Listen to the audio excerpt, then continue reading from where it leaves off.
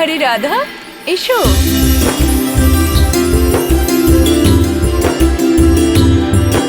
আচ্ছা কাকি, কৃষ্ণ কোথায়? আমাকে ওর থেকে গুরুত্বপূর্ণ পরামর্শ নিতে হবে।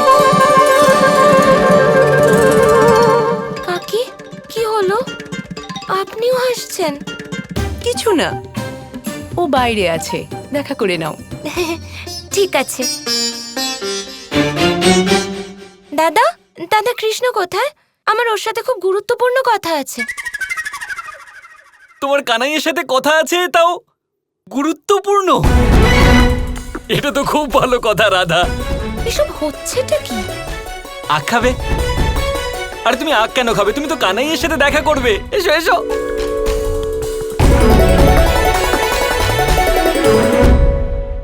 আরে দেখো কানাই, কে কৃষ্ণ? এসেছে? কৃষ্ণ, তুমি এখানে? আমি কখন থেকে তোমাকে খুঁজছি। তোমার স্বভাব আর তোমার রুচি সবচেয়ে ভালো তুমি নিজেই জানো। তাই আমি ভাবলাম তোমার থেকেই পরামর্শ নেব। তোমার সংবর্ধনা অনুষ্ঠানকে কি করে আরো সুন্দর করা যায় বলো না কৃষ্ণ।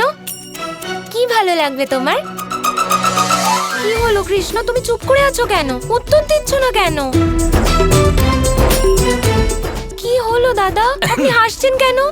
আসলে রাধা, কানাইয়ের আজকে ওইটা আছে, ওই ওই ওই ওটাকে কি বলে না, যখন কথা বলে না, মুখ খোলে না, মৌন মৌন ব্রত।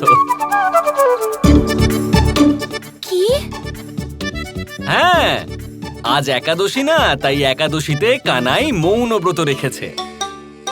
তাই এবার তো সূর্যাস্তের পরেই ব্রত ভাঙবে, তাই না কানাই? কিন্তু কেন?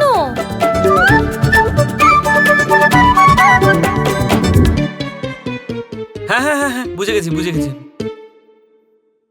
দেখো রাধা, ব্যাপারটা হচ্ছে যে বিগত কিছুদিন ধরে একটু বিচিত্র ঘটনা আমাদের কানাইয়ের সাথে ঘটছে। এমনটা হচ্ছে যে কানাই যখনই যাই বলুক না কেন, লোকে তার হ্যাঁতে হ্যাঁ মিলিয়ে যাচ্ছে। বলতো, এটা বিচিত্র না?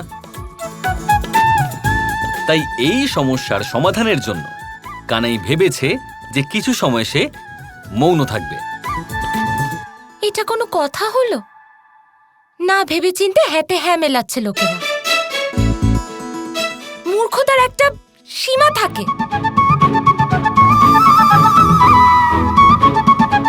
খুব ভালো করেছো কৃষ্ণ, মৌন থাকাই সমস্যার সমাধান। দেখলেন দাদা, কৃষ্ণ সব সমস্যার সমাধান বের করতে পারে আর সর্বদা সঠিক হয়। কিন্তু কৃষ্ণকে সম্মান জানাবো কি করে? ওর যা চাই ও তো বলতে পারবে না।